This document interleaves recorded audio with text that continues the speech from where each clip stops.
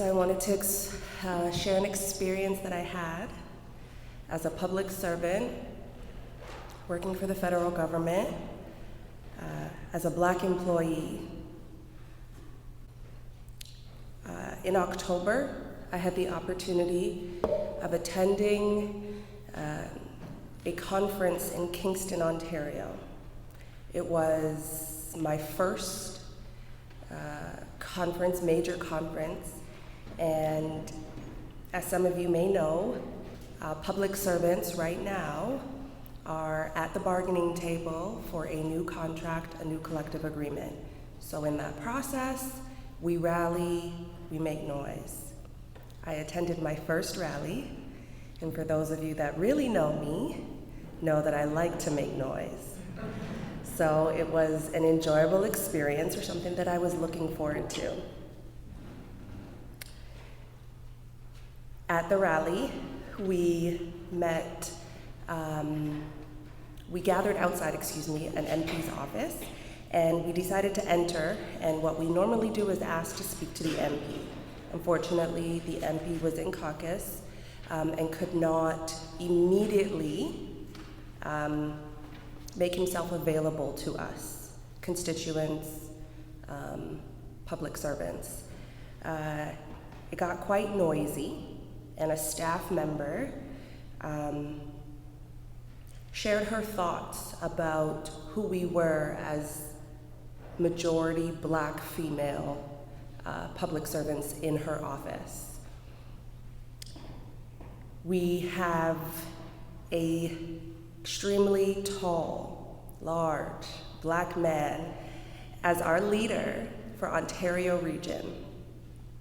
And he was outside on the bullhorn making a lot of noise. Because of the staff's remarks, 8 police officers were called to the MP's office to assess the situation. The comment that was made was that she's seen people get shot at these kinds of things. Well, we're fearful of the Black man outside when 8 officers arrive. We're fearful of, was that targeted to us? Was that an honest statement? And how do we process that? That happened in October. We've been asking to meet with the MP since October. We had our first meeting with the MP and one of his admin staff that were there, not the one who made the remark, last week, Tuesday. So it took us several months, from October to February, just to get a meeting. He was not willing to have a conversation with us. He was not willing to hear us. He was not willing to take accountability or responsibility or ensure that this is not something that would happen again. We actually left that meeting feeling more drained, more tired, and more sad than we've ever felt. We understood that that experience was from leadership, and it wasn't from the staff member. We understood that the leader at the time created that kind of culture within his workplace. We had presence of all of Ontario region and national at that meeting with the MP, and he still behaved extremely poorly. He actually called the racialized women in the room aggressive and actually told us that he was disappointed in our behavior. Not his place. We have now written to the House of Commons. We have written to national executives of the Union of the Public Service of Alliance. We have written to Trudeau. We will continue to write to all bodies where necessary so that we understand, so that we make it clear that we find his behavior inappropriate, and that in the beautiful month of Black History Month, we shouldn't be treated as such. So although we're supposed to be talking about uplifting experiences, contributions that Blacks have made across the country, nationwide, around the world, and we're supposed to be teaching our young ones what it's like, or what it could be like, we're still here in 2023, 2022, experiencing heavy microaggressions, heavy racial slurs, racial acts, prejudice, injustice. And by having the opportunity to explain this and share this with you, this allows us to further the conversation in our spaces, in our communities, so that we know what's really happening on the ground. So, not the best uplifting Black History Month comment or remarks, but those are just the realities that I wanted to share with all of you. So when there comes an opportunity and I have to call on my church community to help me write letters, I'm hoping that I do get all of your support. And next week I'll share my poem, so happy Black History Month. Thank you. How well do we know each other? This is a question that often comes into my mind. There are people who I have known all my life, or it feels that way, and yet they can often surprise me. They can open my eyes in a new way to see them as something completely different from what I'd assumed. There are friends that we've had for years and years, family members, who we assume that we know because they're so familiar to us, the sound of their voice, their appearance. But then one day, everything gets rejigged as you look at them in a whole other way. And there's all kinds of triggers that can cause this recognition. And you can never really anticipate when it's going to happen. I'll give you an example from around here at St. Mike's. Reverend Ken and I were chatting together, and he's the person who is taking services over at St. John's Presbyterian as they look for a new minister. I've known Reverend Ken for years. We often stop in the hallway and chat as he goes in and out of the services. We're on the same campus committee together, and he's presently the chair of that committee. So I feel like I know him. You know, I know his voice, what he looks like, the familiarity of being around him. But we got into a conversation recently where we were talking about our children, how many children we have. And I mentioned that I have 4 children. God has blessed me with 4, but that I've lost one of them, my daughter Mary. And immediately, Reverend Ken looked at me in a whole new way. And he said, "Richard, I lost my son." And I said, "How old was he when he died?" And he said, 31. And I said, "Same as my daughter." 2 people who thought they knew each other really well, and we have talked about a number of subjects, everything from the cracks in the asphalt in the driveway to theology. But on this particular occasion, it's like the door opened a little bit, the light came through, and we saw each other in a whole other way, as brothers who have had the same experience that is so hard to share with other people if they haven't been through something like it. Have you ever had that experience? Somebody that you thought you knew, suddenly you see them in a whole other way? have heard so many stories from members of this congregation and other churches that I've been in, where people have told me about these moments of recognition. And sometimes they're negative, you know. You think you're with a nice person, a nice friend who you've known many years, and then suddenly something occurs that brings out the worst in them, and you think, I never knew this person. I can't believe that they're like this, or they have this attitude or this belief.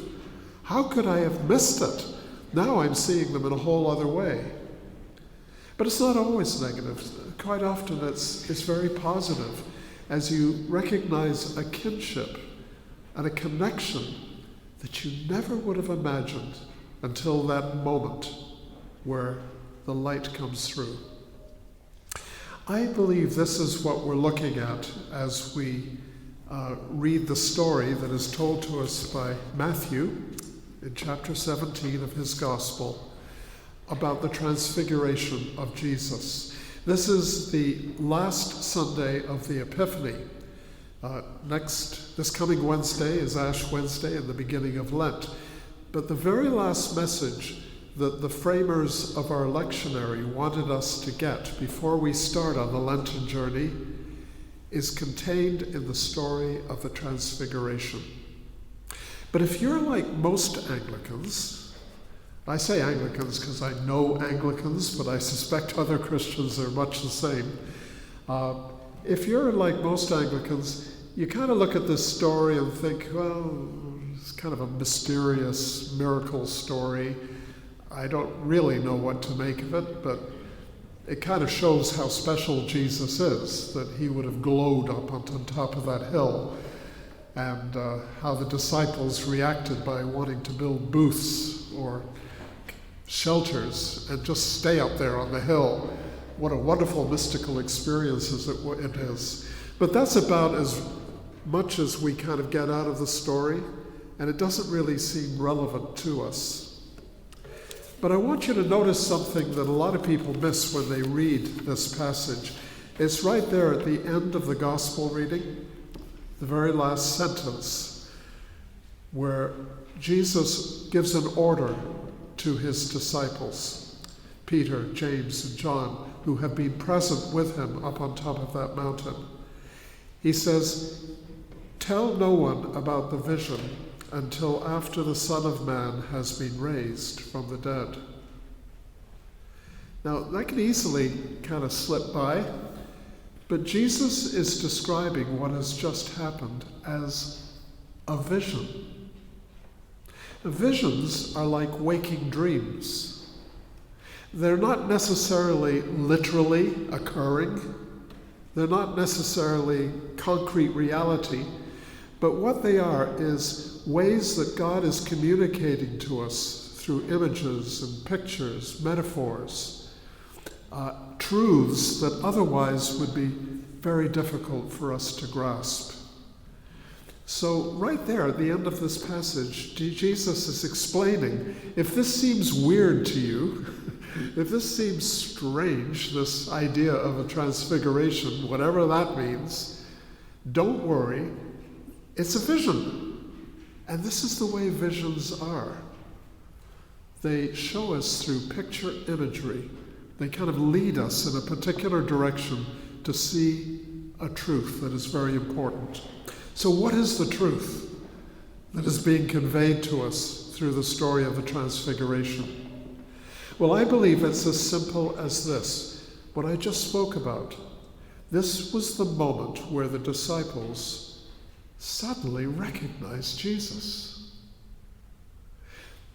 Whatever we might say about the surrounding circumstances, they're irrelevant. What matters is that there was a moment in time where their eyes were opened and they realized who Jesus was. They'd been walking with him, talking with him. They knew his voice. They knew his habits, when he went to bed and when he got up in the morning, what he ate for breakfast. They knew so much about him, but it's as if suddenly the most important thing that they had missed all this time became apparent.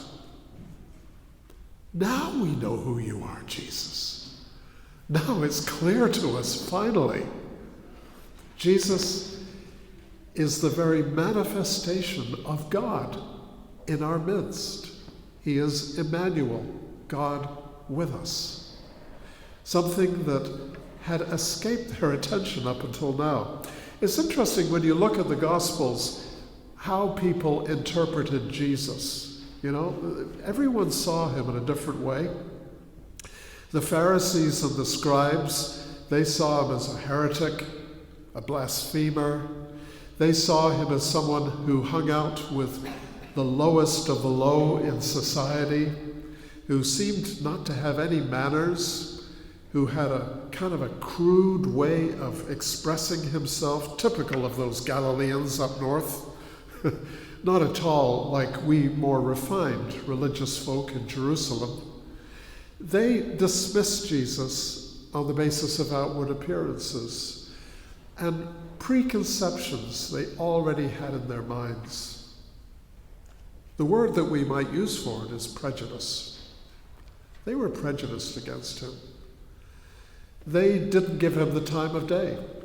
They had already made up their mind that he was to be dismissed, to be eradicated, that he was a nuisance, an annoyance, and possibly a danger, and everything they heard from Jesus was interpreted according to that. Other people simply saw Jesus as somebody who was a wine bibber, which is a polite King James Version way of saying that he was an alcoholic, that he was a drunk, that he just hung out at parties and was continually living a frivolous lifestyle. Of course, what they were seeing was that Jesus wanted to be with us wherever we were, and that took him into places where they were having a party, or that took him into a place where they might have been drinking overly much. But they interpreted that according to their prejudice. This is the way Jesus is. Never in a million years did they think, by his grace, this person who is sinless is choosing to be with us, even when we're drinking to excess or we're living life in a way that is self-destructive. He wants to be there with us. But they didn't get it. The disciples, what did they think of Jesus? I think that at the beginning they were wowed by his miracles. You know, everyone was coming from near and far to be healed by him, right? Synagogue leader whose daughter died, a centurion whose servant was in danger of dying. There were people who were crippled and blind and paralyzed. They came by the droves, especially during Jesus' Galilean ministry, to be healed by him. And the disciples would have been just as impressed as everyone else. Wow, we want to hang out with this guy. He's got power. He's got charisma. Look at the effect he's having on people's lives. I would suspect that any young man who wants to live a life that's exciting and takes them to the center of the activity that's really important would want to be near Jesus. And this is what the disciples did. But all of these people, in their different ways, were missing who he was. They had all prejudged him. They simply read him on the basis of what they expected to see. But at the Transfiguration, it's like all of these preconceptions, prejudices, were pierced right through. The light came in, and it became clear who Jesus really was. This is what the creators of our lectionary want us to think about before we begin the Lenten journey. Who is Jesus? Not who you have assumed him to be, because that's the assumption that was given to you by your Sunday school teachers years ago. Not the person that just gives you comfort and makes you feel warm and cozy and maybe fits in with your traditions. Push all of that aside and look at Jesus for who he really is. What I pray for myself personally as I enter again into the season of Lent is that Jesus may be transfigured for me, that I may see him as he really is and recognize his call upon my life. I have had enough of all of the highfalutin theology. I have had enough of all of the churchy ways of looking at Jesus. I have had enough of all of the religious, pious descriptions of Jesus. I want to encounter him, the real Jesus, who knew what it was like. Renee, at the beginning of the service, talked about how threatening and uncomfortable it was to be looked at, and she and her peers to be looked at the way that they were, knowing what the assumptions were and the prejudices were of those in power. Where was Jesus? He was right there in the middle of it. He was experiencing it as well. He wants to be at the center of our existence. He doesn't want to simply be the person we come to visit on Sundays or during quiet time every day. He wants to be there in the midst of the most painful and challenging circumstances of our lives. When we come to know this Jesus, we've come to know who he really is. He becomes transfigured. Peter, James, and John, after they encountered Jesus in this way, recognized that their rabbi was who he really was. They didn't want to leave. You remember, they wanted to build houses and live there on that mountain, which is kind of an exaggerated way of saying they never wanted to lose the feeling of having come to know this person that they loved already but never really knew before. I'll finish with this. One of the great moments of recognition that we have, not everyone here maybe has had the experience, but a lot of you have, was when we met the person that we were to marry. When you just think back to when you first met, right? It could have been at a dance. It could have been maybe at the local store. You were standing in line together. Maybe it was at a friend's party. Maybe it was in the midst of a sports activity. But when you first looked at that person, how did you feel? Well, sometimes we get kind of thrown off balance by an attractive person, but there's a lot of attractive people around, right? Both sexes. How do you originally feel? Well, it's maybe curiosity. This seems like a nice person, but nothing more than that. But there comes a moment, doesn't there, in your relationship where suddenly you just feel like you're gasping for air. And you think, I love this person. And you would actually be willing to give anything, give your very life for this person. It suddenly dawns on you, this person is extraordinary. And I know men do this, maybe women do it too, but we'll often say things like, she is the most beautiful woman in the world. She has the most beautiful voice. When she speaks, I could listen to her just read the telephone book all day. I don't know if women feel that way about men sometimes. I hope so. But what is it that causes that transition, that change in us? We don't know, do we? It's like a mystery. It just is.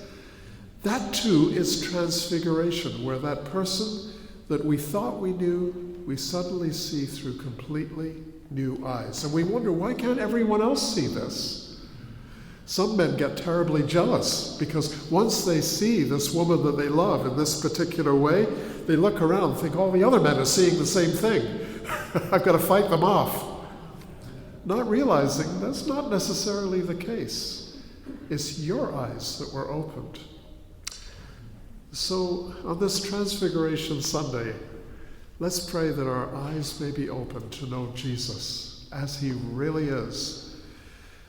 Take his hand and starting this Wednesday, walk with him on this extraordinary journey to Calvary and eventually the resurrection.